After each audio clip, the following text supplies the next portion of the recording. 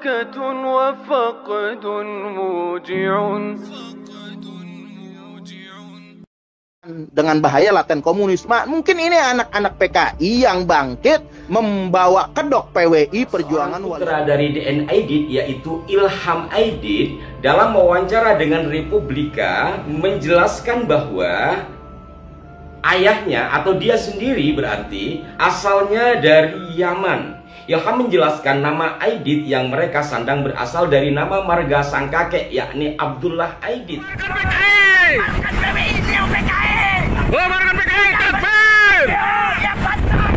Berikut juga riwayat hidup dari sang orang tua DN Aidit. Kalau dikatakan ayah ibunya meninggal, sementara 1965 saja masih ada bahkan mengasuh dari putra-putra Aidit yang ditinggalkan oleh DN Aidit dan istrinya.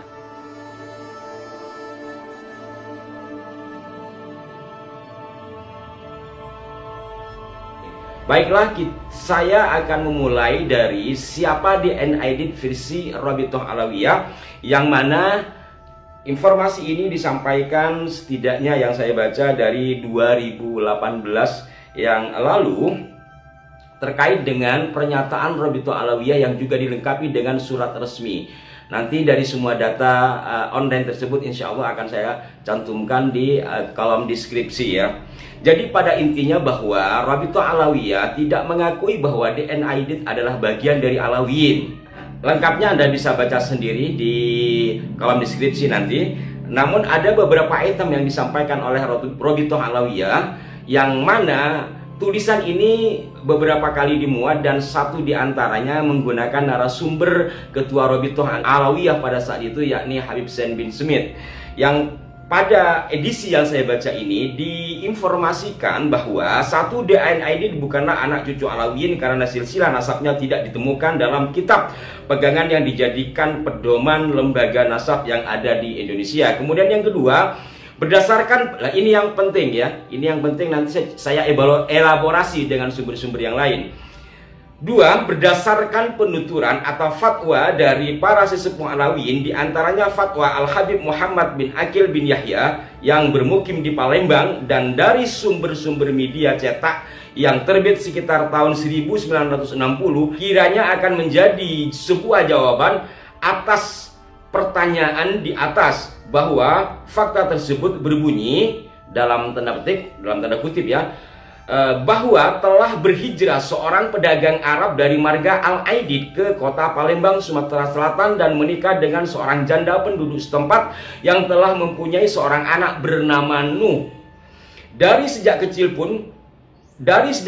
Nuh menjadi anak angkat saudagar atau mungkin anak tiri gitu ya, menjadi anak angkat atau anak tiri saudagar Arab tersebut dan menganggap dirinya sebagai marga Al-Aidit. Karena adanya cara penulisan Aidit pada waktu itu yang berbeda, maka nama Aidit berubah menjadi Aidit pakai T oleh bahasa setempat. Jelasnya huruf D pada akhir kata Aidit diganti dengan huruf T sehingga namanya menjadi Nuh Aidit. Setelah Nuh Aidit dewasa, dia menikah dan dari pernikahannya lahirlah seorang anak laki-laki yang bernama Ja'far. Setelah Nuh dan istrinya meninggal dunia, Ja'far bin Nuh dibawa ke Jakarta dan diasuh oleh keluarga paman dari ibunya. Setelah dewasa, Ja'far bin Nuh ini terpengaruh oleh ajaran-ajaran komunis dan seterusnya. Pada intinya, menurut situs berita ini yang disampaikan bersumber dari Rabithah Alawiyah bahwa DN Aidit bukanlah Alawiyin, dan yang terpenting bahwa menurut fatwa para Alawiyin diantaranya Habib yang disebut tadi, nama asli dari DN Aidit itu adalah Ja'far, bapaknya adalah Nuh, dan kakeknya tidak dijelaskan, hanya ada kakek tiri. Bahwa di sini menceritakan dengan tegas setting peristiwanya adalah Palembang ya, setting peristiwa adalah Palembang, bahwa ada seorang saudagar Arab bermarga Aidit yang menikah janda setempat. Janda setempat tersebut sudah punya anak bawaan lah gitu. Kemudian ya mungkin diasuh sama ayah tirinya yang dari marga Aidit ini. Anaknya tersebut, anak angkat atau anak tiri itu bernama Nuh. Nuh kemudian menikah dan hasil pernikahannya membuahkan seorang anak bernama Ja'far. Kemudian setelah orang tuanya meninggal, Ja'far dibawa ke Jakarta lalu dididik atau diasuh oleh saudara dari ibunya atau bibi. Ringkasnya, menurut Rabithah Alawiyah, D.N. Aidit memiliki nama asli Ja'far. Bapaknya adalah Nuh, jadi Ja'far bin Nuh. Mungkin ini mengikuti ejaan lama, di mana pada masa lalu J itu di depannya ada D, jadi DJ. Maka DN adalah Ja'far bin Nuh. Nuh adalah putra tiri atau putra angkat dari seorang saudagar Arab bermarga Aidit. Sementara menurut berbagai sumber yang lain, termasuk dari sumber Republika yang juga menginformasikan informasi yang saya sampaikan tadi, disebutkan bahwa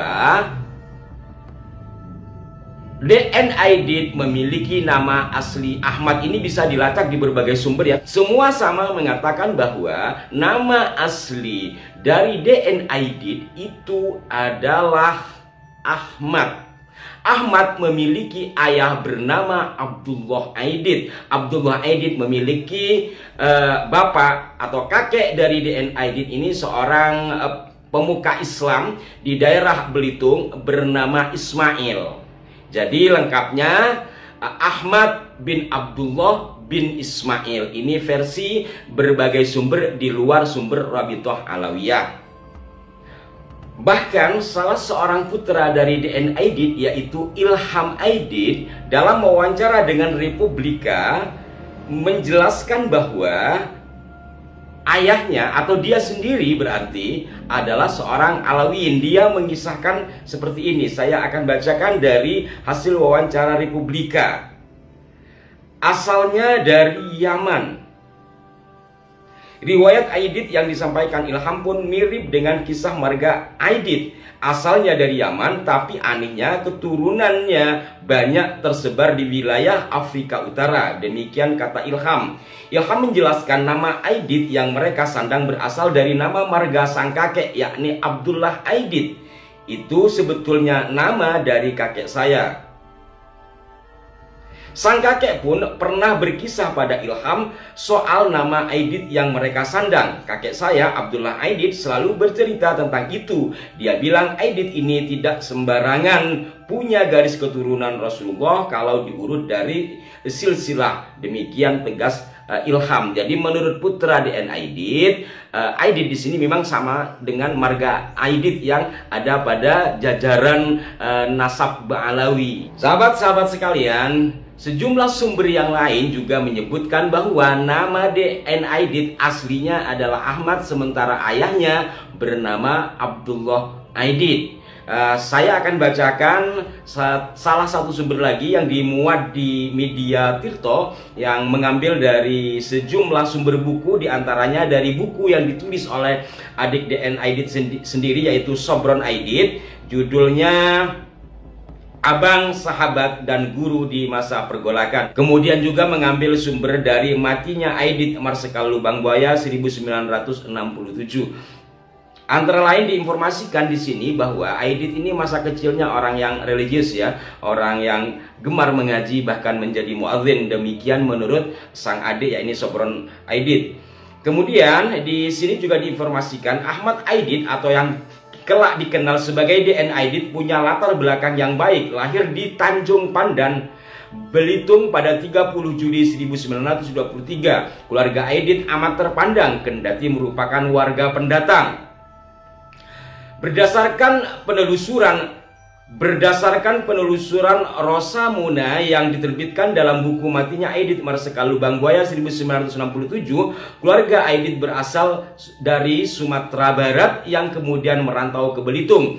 Ayah Ahmad, artinya ayah D.N. Aidit, yakni Abdullah bin Ismail, dikenal sebagai tokoh agama dan salah satu pelopor pendidikan Islam di Belitung yang disegani masyarakat. Abdullah juga seorang mantri kehutanan. Ayah Aidit yang muslim taat ini pernah menggagas dan memimpin pergerakan kepemudaan untuk menentang kolonial Hindia Belanda. Selanjutnya pada 10 November 1937, Abdullah menjadi salah satu pendiri organisasi keagamaan bernama Nurul Islam. Jadi dari keluarga yang luar biasa kalau di sini ya. Sementara itu, sumber berita Kompas menginformasikan, sedari kecil DN Aidit dikenal sebagai anak yang rajin beribadah dan pandai mengaji. Ia mengenyam pendidikan pertamanya di HIS. Kemudian pada 1936 ia diminta oleh sang ayah untuk lanjut sekolah di Jakarta di MHS.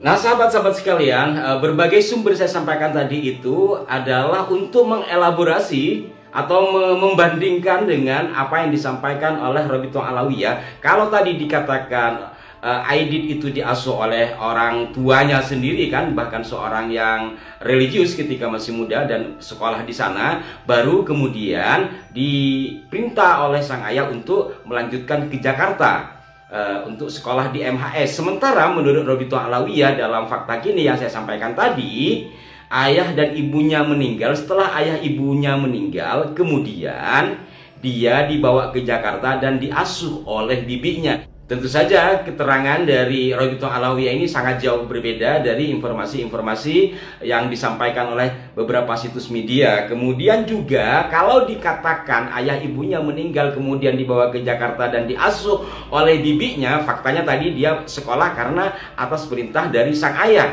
Nah, keterangan dari Robitoh Alawiyah tersebut juga bertentangan dengan yang diinformasikan oleh National Geographic dan beberapa berita yang lain bahwa Abdullah, ayah dari Ahmad Aidit ini, ketika DN Aidit ditangkap pada 1965 itu masih ada, masih hidup. Di sini saya bacakan. September 1965, Abdullah bermalam di rumah anaknya DN Aidit di Jalan Pegangsaan Barat 4, Jakarta Pusat. Dia melihat anak sulungnya dibawa pergi oleh 3 orang tentara bersama pengawal pribadinya bernama Kusnu. Aidit tidak kunjung pulang, begitu juga dengan sang istri bernama Sutanti yang pergi tanpa pamit. Abdullah lalu mengasuh 3 cucunya, Iwan, Irfan, dan Ilham. Jadi ini ada beberapa perbedaan sahabat-sahabatku sekalian dari apa yang disampaikan oleh Robitoh Alawiyah. Pertama tentang nama asli dari Aidit, kemudian tentang nama ayah dari Aidit, kemudian juga kakek dari Aidit. Berikut juga riwayat hidup dari sang orang tua DN Aidit. Kalau dikatakan ayah ibunya meninggal, sementara 1965 saja masih ada bahkan mengasuh dari putra-putra Aidit yang ditinggalkan oleh DN Aidit dan istrinya. Hal lain juga yang perlu dipertimbangkan adalah penggunaan marga Aidit, yang menurut Robitoh Alawiyah kata Aidit yang ada pada DN Aidit itu memang aslinya memang dari kata Aidit yang pakai dal, pakai D. Tapi karena pola penulisan kemudian pakai T jadi Aidit. Artinya Aidit di sini benar nama marga dari Bang Alawi yang merupakan gelar dari kakek tiri DN Aidit. Kira-kira secara logika kita memungkinkan tidak seorang cucu tiri, ini cucu padahal kan bukan bapak, karena bapaknya sendiri adalah Nuh yang merupakan anak tiri dari saudagar Arab bermarga Aidit tadi. Kira-kira mungkin tidak seorang yang tidak sedara, tidak ada pautan darah, diperbolehkan menggunakan gelar Aidit atau gelar apapun.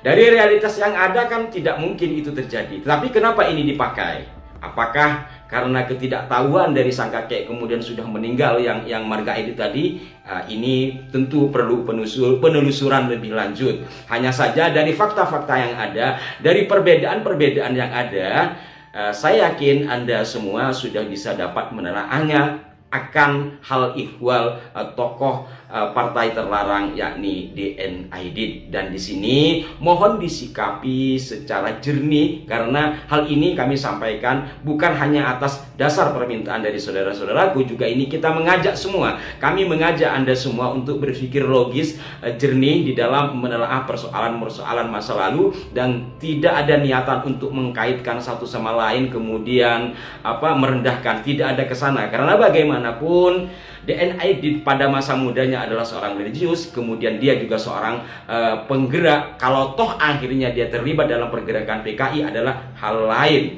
Dan yang lain juga adalah terkait dengan nama Aidit yang ia pakai. Demikian, mohon maaf jika ada kekeliruan. masukan yang konstruktif dari Anda sangat berharga bagi kami. Sampai jumpa. Wassalamualaikum warahmatullahi wabarakatuh.